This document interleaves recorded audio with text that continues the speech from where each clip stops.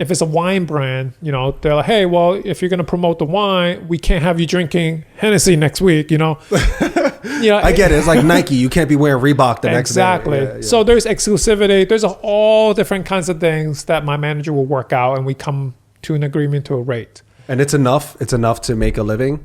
Yeah. Yeah. A better, would you say it's more lucrative than being an accountant? It's way more. Way more. Yeah. And I'm not even a big influencer.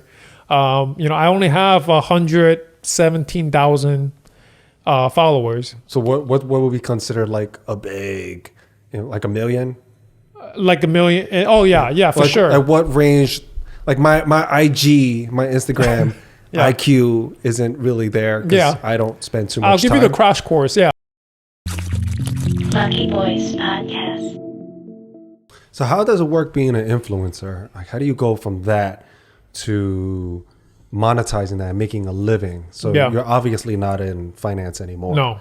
Right. And you seem, I can tell because you seem so loose. Right? You're not stressed out. I got to report to Monday. No more emails, no more numbers. Yeah. And you could just see you could tell in their skin, right? They're long hours and just a little more oily, a little bit, the complexion is it's just different. You can tell that there's a lot more stress. I know this because I have a lot of close friends that are in that world. So how do you make that pivot where you can monetize it and make a living out of it? So, now influencer marketing has matured a lot the past 5 years, but essentially there is sponsored content. So imagine when you look through a magazine, there are pages where it looks like normal content, but it says it's an ad. Or same thing when you're watching YouTube. I hate those. So tricky and sneaky. Or like when you're watching YouTube videos, you're watching TV, the commercials that kind of sneak in. Right. So sponsored content on a Instagram page. I've worked with brands like Macy's, GQ. I've worked with watch brands like IWC, Omega.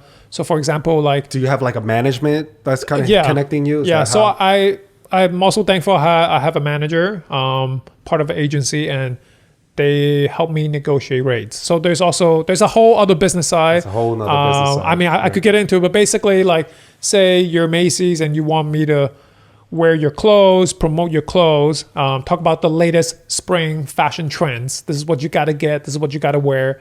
How to dress better, style upgrades, or what would I wear if I'm doing a weekend trip, right? So like different ideas that you can essentials promote clothing.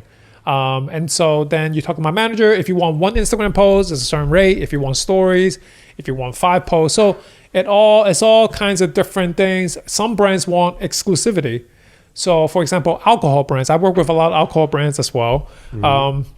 If it's a wine brand, they're like, hey, well, if you're going to promote the wine, we can't have you drinking Hennessy next week, I get it. It's like Nike. You can't be wearing Reebok the next day. Exactly. So there's exclusivity. There's all different kinds of things that my manager will work out, and we come to an agreement to a rate. And it's enough. It's enough to make a living. Yeah. Yeah. Would you say it's more lucrative than being an accountant? It's way more. Way more. Yeah. And I'm not even a big influencer. I only have 117,000 followers. So what would we consider like a big, like a million? Like a million? Oh yeah, for sure. At what range?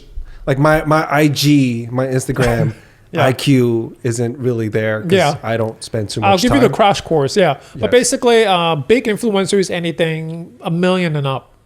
Okay. And I think like the perception of influencers is bad because they think the Kardashians are the influencers. Wait, say that again?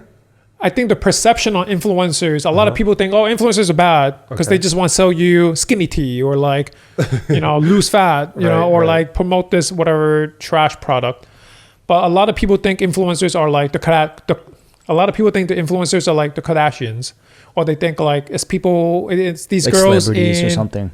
Oh yeah, or they think they're like talentless folks. That's people with no talent trying to sell you shit. Yeah. They think influencers are girls who wear a bikini and they just go like this. But buy this protein shake or buy this energy drink. But there's so much more. There's people like me, and there's a lot of people in different industries that are really trying to elevate the community to provide great content. And I'm thankful that in the past few years, I've elevated myself to work with luxury brands.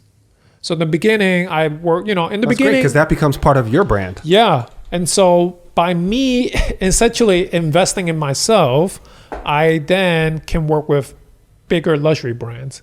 And I joke about this all the time with my girlfriend, because when I first was buying my first pair of Gucci sneakers, I was like, listen, it's a business investment. By me wearing Gucci, I can work with high-end brands. She's like, you just want to spend a few $100s on sneakers?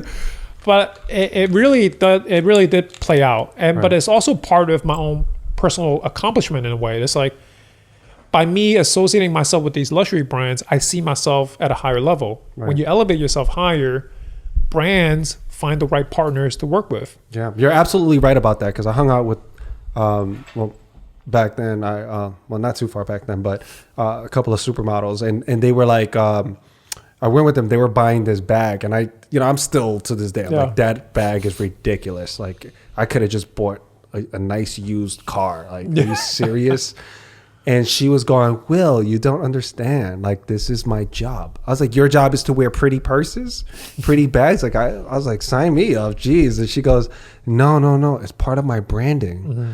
I can't, a lot of, when I go, you see people take pictures. I was like, yeah. She goes, well, can you imagine if they took a picture with this and that, and I'm constantly that, then it makes my brand look cheap. Mm-hmm. It cheapens my brand. And that kind of was a light bulb moment for me. I was just like, oh shit, that's why. And so it wasn't like, that's not the only reason why they're buying it, to be superficial. A lot of it's just doing so that they can attract other brands, because people already has this perception of them, and the way they carry themselves, and all these photos and campaigns that they take. That's something that I learned throughout my years with Levitate Style. In the beginning, it was just me coming out of my own pocket buying clothes and stuff. And so it was just brands that I like, or brands that I can afford. And as I'm doing it, obviously there's a lot of influencers out there now. How can I step up and be different from everyone else?